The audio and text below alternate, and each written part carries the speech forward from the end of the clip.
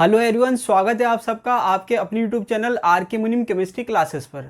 आज हम सॉल्व करेंगे प्रॉब्लम स्पेक्ट्रोस्कोपी की। तो चलिए शुरू करते हैं। सबसे पहला जो क्वेश्चन आपने पूछा है वो है क्वेश्चन नंबर 4। क्वेश्चन नंबर 4 पढ़ देता हूं मैं। विच of the following statement is correct for NMR spectrum of isopropyl bromide. Isopropyl bromide होता क्या है? देखिए, मैंने आपसे कहा था आप जब स्पेक्ट्रोस्कोपी पढ़ेंगे, एनएमआर पढ़ेंगे, तो वहाँ पर आपको थोड़ी ऑर्गेनिक पता होनी चाहिए, क्योंकि वो नाम देगा मॉलिक्यूल का तो आपको नाम पता होना चाहिए।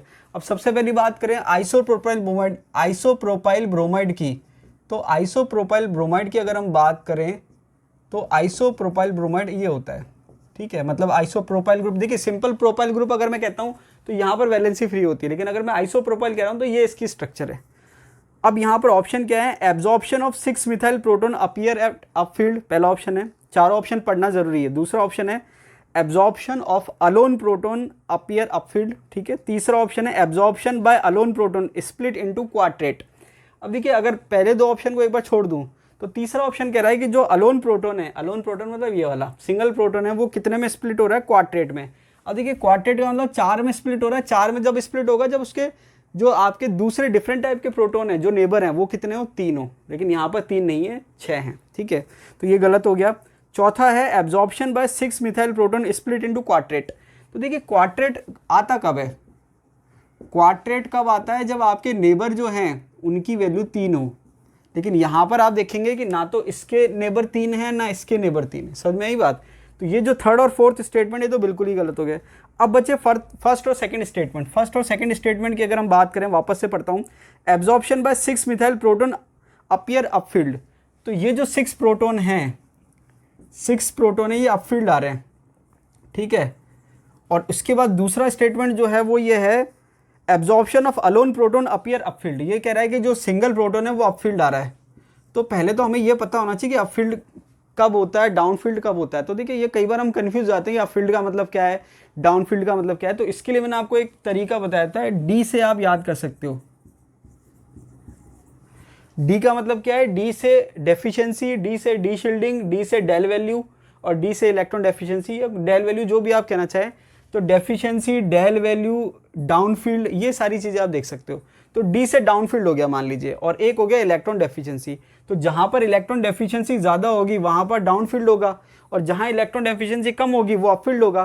तो यहां पर इलेक्ट्रॉन डेफिशिएंसी ज्यादा किस में? इसमें इलेक्ट्रॉन डेफिशिएंसी ज्यादा है, तो ये डाउनफील्ड होगा, ठीक है। बाकी में डेफिशिएंसी कम है तो वो अपफील्ड होंगे कंपैरिजन में।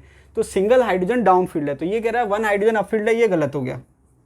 तो दोनों में जो है ये आपके इलेक्ट्रॉन डेफिशिएंसी ज्यादा है, क्योंकि ये इलेक्ट्रोनेगेटिव एटम है। तो इसमें इलेक्ट्रॉन डेफिशिएंसी ज्यादा है तो ये डाउनफील्ड है, बाकी के क्या है? अपफील्ड है। तो ये हो जाएगा 6 हाइड्रोजन अपफील्ड। तो चारों जो ऑप्शन है उसमें ये वाला ऑप्शन जो है ज्यादा बेटर है। तो फोर्थ का जो आंसर है, तो देखिए फोर्थ का आंसर फर्स्ट हो जाएगा। की में अगर हम देखें तो की में भी फोर्थ का आंसर फर्स्ट दे रखा है, ठीक है। अब देखिए नेक्स्ट दे रखा है question number 12। A compound having molecular formula C3H5Cl3। Molecular formula क्या दे रखा है? C3H5Cl3, ये मॉलिक्यूलर फॉर्मूला दे रखा है। Gives in H NMR spectrum 2 absorption, 2 peak दे रहा है ये ए, मतलब एक पीक जो है ए, उसके लिए दे रखा है सिंगलेट। क्या दे रखा है? सिंगलेट। और यहां पर वैल्यू दे रखी है, इसकी डेल वैल्यू दे रखी है, डेल इक्वल्स टू 2.20। आगे लिख रहा है एंड अनदर सिंगलेट, दूसरा भी सिंगलेट है, मान लीजिए बी पीक है, ये भी सिंगलेट है, ठीक है। तो दूसरी जो बी पी के सिंगलेट है उसकी वैल्यू है डेल की जो वैल्यू दे रखी है वो दे रखी है 4.02। अब देखिए, 4 ऑप्शन पढ़ने से पहले मुझे एक चीज क्लियर होगी। पहला तो दे रखा है कि ये फॉर्मूला है C3H5Cl3, इसका मतलब एल्केन में आपने 3 हाइड्रोजन रिप्लेस करके Cl लगा दिए। दूसरी बात, यहाँ पर दोनों सिंगलेट है। तो जैसे सिंगलेट चीज मुझे पता चली तो यहाँ पर आपको एक चीज समझ में आ जानी चाहिए। क्या समझ में आ जानी चाहिए? कि यहाँ पर आप देखेंगे कि हाइड्रोजन टोटल कितने हैं? 5। अब आप 2 सिंगलेट से मतलब ये है कि यहाँ पर कोई हाइड्रोजन नहीं है, ये हाइड्रोजन यहीं पर है, तभी वो सिंगलेट है। अगर यहाँ हाइड्रोजन होता और यहाँ हाइड्रोजन होता तो वो सिंगलेट नहीं होते। तो एक चीज तो क्लियर हो गई कि 3 हाइड्रोजन यहाँ है और 2 हाइड्रोजन यहाँ है, तभी वो सिंगलेट आ रहा है, वरना सिंगलेट नहीं आ सकता, ठीक है। तो ऑप्शन भी क्या है? 3 इधर और 2 इधर, इसके अलावा कोई ऑप्शन नहीं है। अब बचे Cl, तो Cl आप जोड़ दो, एक Cl यहाँ, एक Cl यहाँ और एक Cl यहाँ, ये आपके बिना ऑप्शन के आंसर आ गया। स्ट्रक्चर पूछ रहा है वो, तो देखिए मैं इसने कह रखा है कि कौन सा स्ट्रक्चर होगा। तो यहाँ पर 4 स्ट्रक्चर दे रखे हैं, तो आप एक चीज समझ जाइए कि 2 सिंगलेट है, इसका मतलब यहाँ कोई हाइड्रोजन नहीं होना चाहिए। तो जब आप 4 ऑप्शन देखेंगे तो केवल एक ही ऑप्शन ऐसा होगा कि जिसमें बीच में हाइड्रोजन नहीं होगा और वो ऑप्शन यही है। ठीक है, तो इसका आंसर ये हो जाएगा। ठीक है, आप ऑप्शन देखेंगे तो आपको समझ में आ जाएगा। तो 2 सिंगलेट देते ही आपको एक चीज़ समझ में आ गई कि भाई दोनों सिंगलेट कब होंगे, जब बीच में हाइड्रोजन नहीं होगा। तो ये आपका आंसर आ जाएगा। नेक्स्ट क्वेश्चन है question number 13, the correct increasing order with respect to energy required for pi to pi star transition in the ultraviolet spectrum amongst ethylene 1,3 butadiene and beta carotene. तो देखिए, एक तो इथाइलिन है या इथिन कह देता हूँ सिंपल लैंग्वेज में, CH2 डबल बॉन्ड CH2, एक 1,3 ब्यूटाडाइन है और एक है बीटा कैरोटीन। क्या दे रखा है? बीटा कैरोटीन लिख देता हूँ। तो यहाँ पर अगर आपको ध्यान हो तो मैंने एक चीज़ पढ़ाई थी, ये यूवी स्पेक्ट्रोस्कोपी का क्वेश्चन है, लैम्डा मैक्स की बात हो रही है, पाई टू पाई स्टार ट्रांजिशन का मतलब यूवी स्पेक्ट्रोस्कोपी। तो वहाँ पर मैंने आपको बताई थी एक चीज़ कि जैसे जैसे कॉन्जुगेशन बढ़ता है वैसे वैसे लैम्डा मैक्स की वैल्यू जो है वो क्या होती है? बढ़ती है, क्योंकि एनर्जी गैप कम हो जाता है। पूरा मैंने आपको डिटेल में समझाया था साई का डायग्राम बना के, और फिर लैम्डा मैक्स के टाइम पे भी हमने पढ़ा था वुडवर्ड फिशर रूल में कि जैसे जैसे कॉन्जुगेशन बढ़ता है हम उसमें वैल्यू बढ़ाते हैं। तो यहाँ पर इथिन में कॉन्जुगेशन कम है, इसमें कॉन्जुगेशन ज़्यादा है, और बीटा कैरोटीन की स्ट्रक्चर बहुत बड़ी होती है, वहाँ पर बहुत ज़्यादा कॉन्जुगेशन होता है। तो बीटा कैरोटीन जो होता है, जैसे मुझे जहाँ तक ध्यान आ रहा है गाजर में होता है, इसलिए उसका कलर रेड होता है। तो बीटा कैरोटीन जो है वो आपके बहुत लंबी स्ट्रक्चर होती है। ठीक है, तो यहाँ पर आप देखेंगे कि यहाँ कॉन्जुगेशन कम है, फिर यहाँ ज़्यादा है, और यहाँ इसकी कॉन्जुगेशन और ज़्यादा है। अब ये पूछ क्या रहा है? The correct increasing order with respect to energy, किसके रेस्पेक्ट में पूछ रहा है? एनर्जी के रेस्पेक्ट में पूछ रहा है। ठीक है, हो सकता है एनर्जी वेवलेंथ में कंफ्यूजन हो जाए। With respect to energy required for pi to pi star transition in the ultraviolet spectrum among ethylene 1,3 butadiene beta carotene. तो देखिए यहाँ पर ये एनर्जी के रेस्पेक्ट में पूछ रहा है, वेवलेंथ के रेस्पेक्ट में नहीं पूछ रहा। तो आपको एक चीज ध्यान रखनी चाहिए कि कॉन्जुगेशन बढ़ता है, कॉन्जुगेशन बढ़ता है तो वेवलेंथ बढ़ती है, लैम्डा मैक्स बढ़ती है, और एनर्जी का जो गैप है वो कम हो जाता है। ठीक है, तो कॉन्जुगेशन ज़्यादा होगा तो एनर्जी का गैप कम होगा, तो सबसे ज़्यादा एनर्जी इसकी होगी, फिर इसकी होगा, और फिर इसकी होगी। तो देखिए आंसर चेक कर लेते हैं। मान लीजिए हो सकता है कि में अगर कुछ गलती हो जिसकी वजह से आपको डाउट हो, चेक कर लेते हैं। तो देखिए क्वेश्चन नंबर 13 जो है उसका आंसर दे रखा थर्ड ऑप्शन जो है, बीटा कैरोटीन से ज़्यादा 1,3 ब्यूटाडाइन, 1,3 ब्यूटाडाइन से ज़्यादा इथाइलिन। बिल्कुल सही है, इथाइलिन की एनर्जी ज़्यादा है, लैम्डा मैक्स कम है, फिर इसकी सबसे कम। समझ में आ रही बात? कॉन्जुगेशन बढ़ता है तो एनर्जी गैप कम होता है, लैम्डा मैक्स बढ़ती है। तो यहाँ पर ध्यान रखना, बीटा कैरोटीन जो है उसमें बहुत ज़्यादा कॉन्जुगेशन होता है। नेक्स्ट क्वेश्चन जो है क्वेश्चन नंबर 14। क्वेश्चन नंबर 14 क्या है? One should look at which aspect of the NMR spectrum to find out how many protons of each kind are there in a molecule। तो ये कह रहा है, अब देखिए थोड़ा बहुत आप लैंग्वेज में कंफ्यूज हो सकते हैं। कैसे? देखिए लैंग्वेज क्या लिखी हुई है, how many protons of each kind. तो यहां पर आपको ये लग सकता है कि भाई वो पूछ रहा है कि कितने प्रोटॉन हैं। देखिए बहुत ज़्यादा आपको लैंग्वेज, मतलब आपको वहाँ हिंदी इंग्लिश या बहुत ज़्यादा लैंग्वेज पे नहीं जाना, आपको मेन समझना चाहिए कि भाई वो क्वेश्चन क्या पूछना चाह रहा है। तो क्वेश्चन क्या है, how should one should look at which aspect of the NMR spectrum to find out how many protons of each kind. ये कह रहा है कि हर तरह के कितने प्रोटॉन है। तो कहने का मतलब ये है कि यहाँ पर हाउ मेनी प्रोटॉन्स इंपॉर्टेंट नहीं है, क्वेश्चन की लैंग्वेज से लग यही रहा है कि वो पूछ रहा है कि प्रोटॉन की संख्या कितनी है। प्रोटॉन की संख्या से ज़्यादा वो ये पूछना चाह रहा है कि ईच काइंड कितने तरह के हैं। ठीक है, मतलब कितने तरह के कितने प्रोटॉन है, इसमें दोनों चीज़ एक साथ मिक्स हो गई। तो यहाँ पर आपके देखा जाए तो इसमें हाउ मेनी काइंड्स। ठीक है, तो ये इसका जो ऑप्शन है 4 पढ़ लेते हैं। The number of signal, the position of the signal, the splitting of a signal, the intensity of the signal. अब देखिए यहाँ पर ये कह रहा है one should look at which aspect of the NMR spectrum to find out how many protons of each kind are there in a molecule. अब ये कह रहा है कि how many protons of each kind, मतलब हर तरह के कितने प्रोटॉन हैं। अब देखिए यहाँ पर इसका जो आंसर है, क्योंकि यहाँ पर एक चीज़ और भी है, हाउ मेनी प्रोटॉन्स मतलब हर तरीके के कितने प्रोटॉन हैं। तो यहाँ पर अगर देखा जाए तो इसका आंसर इंटेंसिटी भी हो सकता है। 14 का हम ऑप्शन चेक करते हैं क्या दे रखा है। 14 का ऑप्शन दे रखा है फर्स्ट। अब देखिए 14 का जो ऑप्शन इसने फर्स्ट दे रखा है द नंबर ऑफ सिग्नल। अब यहाँ पर थोड़ा सा जो है आरपीएससी ने लैंग्वेज जो है उसमें थोड़ा सा लूप होल छोड़ दिया, क्योंकि लैंग्वेज की अगर हम बात करें तो एक एस्पेक्ट इंटेंसिटी भी होता है। तो यहाँ पर ये है one should look at which aspect of the NMR spectrum to find out how many protons of each kind are there in a molecule. तो यहाँ पर वो ये नहीं पूछ रहा है कि कितने तरीके के प्रोटॉन हैं, वो पूछ रहा है कि जितने भी तरीके के प्रोटॉन हैं वो कितने हैं। तो यहाँ पर अगर देखा जाए तो इसका आंसर इंटेंसिटी हो सकता है अकॉर्डिंग टू लैंग्वेज, लेकिन आरपीएससी ने जो है इसका आंसर जो माना है वो माना है वो। तो देखिए इसको आप एक बार छोड़ दीजिए। यहाँ पर अगर लैंग्वेज की बात करें प्रॉपर, तो आंसर मेरे हिसाब से इंटेंसिटी होना चाहिए, क्योंकि पूछा one should look at which aspect of the NMR spectrum to find out how many protons of each kind, हर तरीके के कितने प्रोटॉन है। अगर वो पूछता कितने तरीके के प्रोटॉन है, तो वहां पर आंसर हो जाता नंबर ऑफ सिग्नल। तो ये थोड़ा सा लूप होल छोड़ दिया आरपीएससी ने। अब यहाँ पर जो मैंने की में आंसर दिया वो दिया नंबर ऑफ सिग्नल, तो हो सकता है आरपीएससी ने जो है नंबर ऑफ सिग्नल आंसर दिया उसके अकॉर्डिंग, क्योंकि मैंने आरपीएससी के अकॉर्डिंग की बनाई है। तो यहाँ पर आंसर इसका एक्चुअल होना चाहिए इंटेंसिटी, अकॉर्डिंग टू लैंग्वेज जो इसका आंसर होना चाहिए वो इंटेंसिटी होना चाहिए। तो एक बार मैं आपको और चेक कर दूंगा कि भाई आरपीएससी ने इसका आंसर क्या लिया है, लेकिन अगर टेक्निकली देखा जाए तो इसका आंसर इंटेंसिटी होना चाहिए। ठीक है, नेक्स्ट क्वेश्चन की अगर हम बात करें, समझ में आई बात? तो देखिए दो चीज अलग अलग है, एक तो ये है कि कितने तरह के प्रोटॉन्स हैं, और एक है कि हर तरीके के कितने प्रोटॉन है। समझ में आ रही बात? वापस मैं इसको समझा देता हूं, आप कंफ्यूज हो गए होंगे। देखिए how many protons of each kind, तो देखिए एक तो मान लीजिए कि ये सिग्नल आ रहे हैं, समझने के लिए हम देख लेते हैं एक बार को समझने के लिए। तो यहाँ पर कितने सिग्नल दिख रहे हैं हमको, 1 2 3, तो 3 सिग्नल दिख रहे हैं। इसका मतलब कितने तरीके के प्रोटॉन है, 3 तरीके के। लेकिन अब यहाँ पर ये कह रहा है how many protons of each kind, ये कह रहा है हर तरीके के कितने प्रोटॉन है। तो ये तो हमें पता चल गया 3 तरीके के हैं। अब हर तरीके के कितने हैं वो हम बताते हैं इसकी इंटेंसिटी से।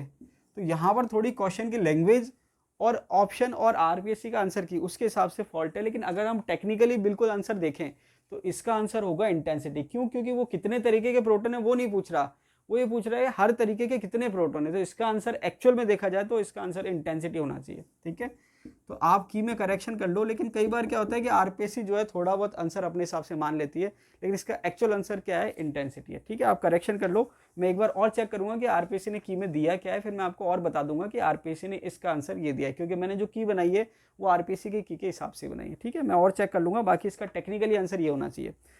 आई थिंक आपको समझ में आ गया होगा। नेक्स्ट क्वेश्चन जो है वो आपके क्वेश्चन नंबर 17।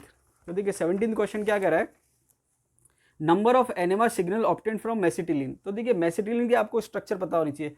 अब अगर आपने मेसिटिलिन की स्ट्रक्चर ट्राई नहीं करी है गूगल पे, तो फिर अब थोड़ा सा आपको मेहनत करनी पड़ेगी।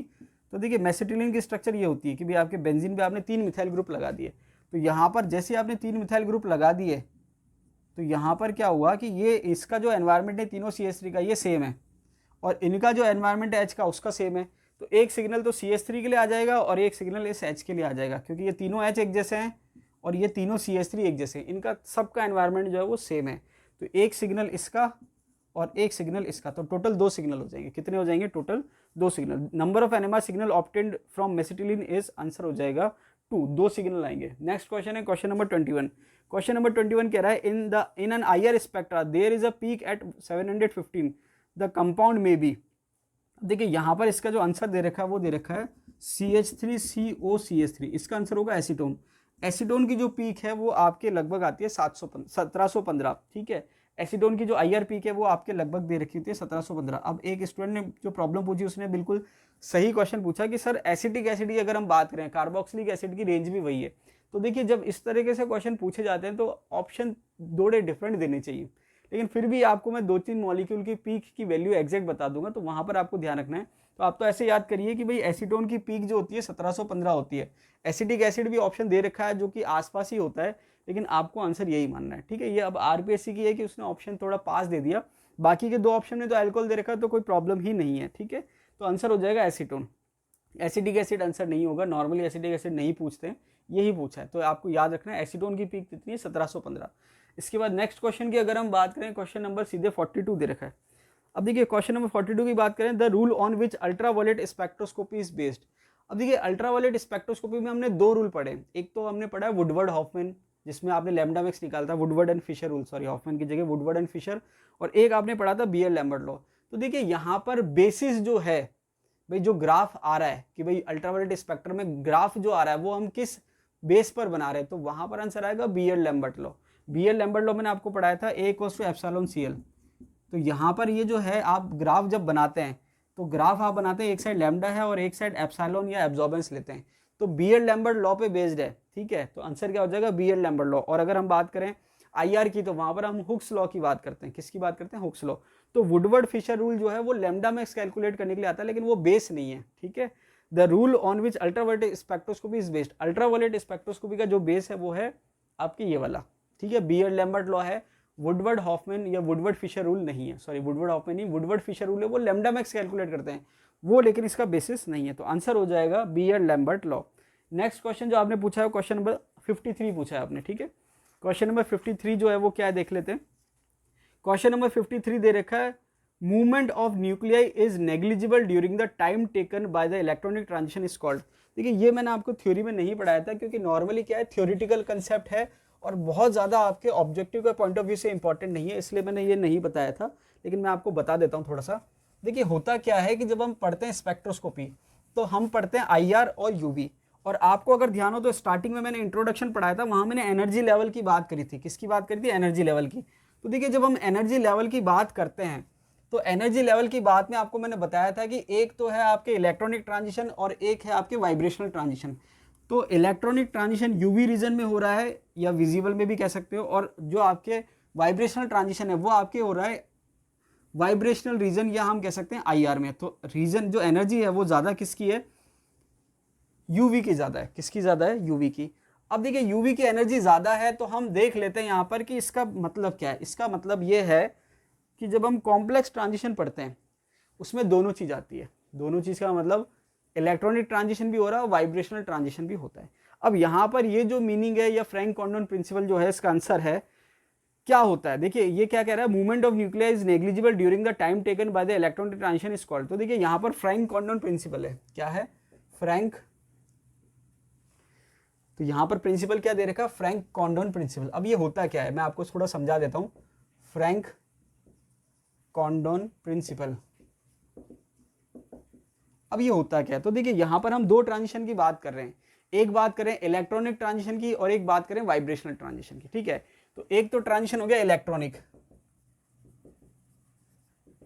जिसमें इलेक्ट्रॉन ट्रांजिशन कर रहा है। दूसरा हो गया आपके वाइब्रेशनल, जिसमें वाइब्रेशनल ट्रांजिशन हो रहा है। अब आप इसको ऐसे समझिए कि भाई एक मॉलिक्यूल है, सिंपल सा समझने के लिए मैंने कहा एक मॉलिक्यूल है AB, ठीक है। ये मॉलिक्यूल है, अब ये वाइब्रेट कर रहा है, वाइब्रेशनल ट्रांजिशन कर रहा है, मतलब वाइब्रेशनल मोशन कर रहा है, इसको ऐसे समझ लीजिए। तो ये वाइब्रेट कर रहा है, तो वाइब्रेट में क्या हो रहा है? बॉन्ड लेंथ चेंज हो रही है। वाइब्रेट में क्या हो रहा है? बॉन्ड लेंथ चेंज हो रही है। और इलेक्ट्रॉनिक ट्रांजिशन में क्या हो रहा है? इलेक्ट्रॉनिक ट्रांजिशन में एक एनर्जी लेवल से दूसरे एनर्जी लेवल पर जा रहा है। तो ये फ्रैंक कॉन्डोन प्रिंसिपल क्या कहता है कि ये जो दो एनर्जी लेवल हैं, जैसे ये यहाँ से यहाँ जा रहा है, पूरा एक अच्छा सा डायग्राम होता है, मैं सिंपल समझा रहा हूँ, बहुत ज़्यादा डिटेल में नहीं जा रहा। ये मैंने कहा कि इलेक्ट्रॉनिक ट्रांजिशन हो रहा है, तो फ्रैंक कॉन्डोन प्रिंसिपल ये कहता है कि जब इलेक्ट्रॉनिक ट्रांजिशन होता है वो इतनी फास्ट होता है, इतनी फास्ट होता है कि जब इलेक्ट्रॉनिक ट्रांजिशन हो रहा है, मतलब नीचे से जब वो ऊपर जा रहा है, वो इतने कम समय में जा रहा है कि उस समय के दौरान या उस ट्रांजिशन में जो समय लग रहा है, कौन से ट्रांजिशन में? इलेक्ट्रॉनिक ट्रांजिशन में जो समय लग रहा है वो इतना कम लग रहा है कि जब वाइब्रेशनल मोशन होता है उसमें जो डिस्टेंस में जो चेंज आ रहा है, जैसे मैंने कहा कि भाई AB जो है वाइब्रेशनल मोशन कर रहे हैं, तो उसके डिस्टेंस में जो चेंज आएगा भाई ये दूरी घटेगी बढ़ेगी वाइब्रेशन के दौरान। तो ये कह रहा है कि इलेक्ट्रॉनिक ट्रांजिशन इतनी फास्ट होता है कि जो इसके इंटरन्यूक्लियर डिस्टेंस है, जो दूरी है, उसमें बहुत ज़्यादा चेंज नहीं आता, नेग्लिजिबल चेंज आता है। यही फ्रैंक कॉन्डोन प्रिंसिपल है, ठीक है। तो वापस एक बार रिपीट करता हूँ, फ्रैंक कॉन्डोन प्रिंसिपल है क्या? फ्रैंक कॉन्डोन प्रिंसिपल ये है कि हम जब बात करते हैं कॉम्प्लेक्स स्पेक्ट्रा की, तो कॉम्प्लेक्स स्पेक्ट्रा में हम UV भी पढ़ रहे हैं और IR भी पढ़ रहे हैं एक साथ। तो वहाँ पर फ्रैंक कॉन्डोन प्रिंसिपल ये कह रहा है कि जो UV स्पेक्ट्रा में इलेक्ट्रॉनिक ट्रांजिशन है वो इतनी फास्ट होता है कि जब वो ट्रांजिशन हो रहा है तो उसमें जितना समय लग रहा है वो इतना कम समय लगता है कि उस समय में जो वाइब्रेशनल ट्रांजिशन की वजह से जो इंटरन्यूक्लियर डिस्टेंस में चेंज है वो नेग्लिजिबल होता है, ठीक है। ये फ्रैंक कॉन्डोन प्रिंसिपल है, इतना सफिशिएंट है आपके लिए, ठीक है। नेक्स्ट क्वेश्चन की अगर हम बात करें तो नेक्स्ट क्वेश्चन दे रखा 53 जो क्वेश्चन है, नेक्स्ट क्वेश्चन 53 दे रखा है। देखिए 42 हो गया आपके, एक सेकंड देख लेते हैं। क्वेश्चन नंबर 42 ये हो गया, उसके बाद क्वेश्चन नंबर 42 के बाद 53 और 55। अब देखिए 53 मैंने आपको बता दिया, 55 नेक्स्ट क्वेश्चन 55 है। 53 आपके फ्रैंक कॉन्डोन प्रिंसिपल था। 55 क्वेश्चन दे रखा है, how many peaks will be there in the HNMR of para methyl phenol. अब देखिए ये आपको आने चाहिए थे, ठीक है, बहुत ज़्यादा टिपिकल नहीं है। फिनॉल की बात करें तो ये फिनॉल हो जाता है, ठीक है, और पैरा मिथाइल मतलब पैरा पोजीशन में मिथाइल ग्रुप है, ये CH3 हो गया। अब आप जब इसका एनवायरनमेंट देखेंगे तो आप देखेंगे एक तो इसका हो गया, एक इसका हो गया, ये दो हाइड्रोजन का एनवायरनमेंट सेम है, ठीक है, एक इसकी हो गई, और ये जो दो हाइड्रोजन है उसका एनवायरनमेंट सेम है, तो एक इसकी हो गई। क्योंकि ये दोनों ग्रुप डिफरेंट है, अगर ये दोनों ग्रुप सेम होते हैं तो ये चारों हाइड्रोजन सेम हो जाते हैं, समझ आ रही बात। तो ये दोनों ग्रुप सेम होते तो एक इनकी होती है और एक इन चारों की होती है, लेकिन अब ये अलग है और ये अलग है, तो ये CH3 के पास है और ये OH के पास है, तो टोटल कितनी पीक हो गई? 4। इसका आंसर क्या हो जाएगा? 4। क्वेश्चन 55 का आंसर क्या हो जाएगा? 4। नेक्स्ट क्वेश्चन है 58। क्वेश्चन नंबर 58 जो है, which of the following gives more than one signal in the HNMR spectrum at -60°C। तो देखिए यहाँ पर जो है मैंने की बनाई है आरपीसी के अकॉर्डिंग, तो हो सकता है की में गड़बड़ हो, तो मैं एक बार चेक कर लूँगा, क्योंकि देखिए अभी मेरे पास जो है मैं घर पे हूँ, तो मेरे पास आरपीसी के पेपर भी नहीं है और रेफरेंस बुक्स भी नहीं है। तो मैं नेक्स्ट जब भी आपको बताऊँगा तो मैं रेफरेंस बुक्स में अलग अलग, क्योंकि देखिए साइक्लोहेक्सेन में थोड़ा कंफ्यूजन हो रहा है आपको भी या आरपीएससी को भी, जो भी है, तो मैं आपको अलग अलग बुक में जो डेटा दे रखा है कि भाई कितने टेम्परेचर पर वो क्या नंबर ऑफ सिग्नल शो करेगा, मैं आपको टेम्परेचर ही बता दूंगा कि भाई आपके जो है आपके वो सिल्वर स्टीन में क्या दे रखा है या अदर जो भी बुक्स हैं उनमें वैल्यू क्या दे रखी है टेम्परेचर की, ठीक है। पीएस कलसी में क्या दे रखी है, वाई शर्मा में क्या दे रखी है, तो मैं आपको टेम्परेचर की वैल्यू भी बता दूंगा, क्योंकि अभी तक तो मैं क्या टेम्परेचर की वैल्यू बताने से बच रहा था कि भाई साइक्लोहेक्सेन मैंने आपको एक ही चीज़ कही थी कि नॉर्मल टेम्परेचर पे या रूम टेम्परेचर पे फ्लिपिंग होती है तो एक सिग्नल आता है, और लो टेम्परेचर पे फ्लिपिंग रुक जाती है तो दो सिग्नल आता है, ये मैंने आपको बताया था, लेकिन मैंने टेम्परेचर की वैल्यू नहीं बताई थी। अब आरपीसी हो सकता है वो टेम्परेचर की वैल्यू को लेके कॉन्शियस होगी, भाई इस टेम्परेचर पर तो होगी, इस टेम्परेचर पर नहीं होगी। तो यहाँ पर जब अगर हम बात करें which of the following more than one signal in the HNMR spectrum at -60°C, ये कह रहा है कि -60°C पर एक सिग्नल से ज़्यादा कौन देगा। पहला ऑप्शन है साइक्लोहेक्सेन, इसको एक बार मैं छोड़ देता हूँ। दूसरा ऑप्शन है एसीटोन। अब देखिए एसीटोन जो है CH3COCH3, इसका टेम्परेचर कम हो जाए ज़्यादा, उससे कोई लेना देना नहीं है, एक ही सिग्नल देगा, तो ये तो ऑप्शन हो नहीं सकता। दूसरा है 2-ब्यूटाइन। 2-ब्यूटाइन की बात करें तो ये आपके इस टाइप से हो जाएगा, ब्यूटीन भी नहीं है ब्यूटाइन है, तो ये इस टाइप से हो जाएगा, तो इसका भी टेम्परेचर से कोई लेना देना नहीं है, एक ही सिग्नल देगा।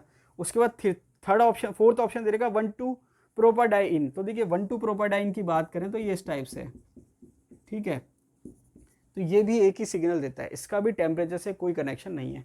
तो इसका आंसर जो है नो डाउट फर्स्ट ही होगा। हो सकता है की जो है कुछ और कह रही हो, तो की जो है इसका मैं देख लेता हूँ कि मैं आंसर क्या दे रखा है 58 का आंसर फोर्थ दे रखा है, तो यहाँ पर इसका आंसर आप फर्स्ट कर लीजिए, फिर भी मैं एक बार और चेक कर लूँगा कोई डाउट होगा तो देखिए यहाँ पर अभी तक जो थी एक तो हमारे डाउट ये रह गया, इसको मैं और क्रॉस चेक कर लूँगा, ठीक है। वैसे तो मैंने आपको बता दिया आंसर यही होगा 99%, फिर भी मैं अपनी तरफ से चेक कर लूँगा, तो आप की में चेंज कर लेना, इसको आंसर कर लेना, और भी मुझे लगेगा मैं और बुक्स देख लूँगा और मैं आपको बता दूंगा, ठीक है। तो यहाँ पर एक साइक्लोहेक्सेन जो है उसको मैं और चेक कर लूँगा, क्योंकि आप देखेंगे क्वेश्चन में कई बार -70°C दे रखा है, कहीं -60°C दे रखा है, तो टेम्परेचर की वैल्यू क्या दे रही है वो इंपॉर्टेंट नहीं, हमें मेन चीज़ ये देखनी है कि लो टेम्परेचर पर फ्लिपिंग रुक जाती है।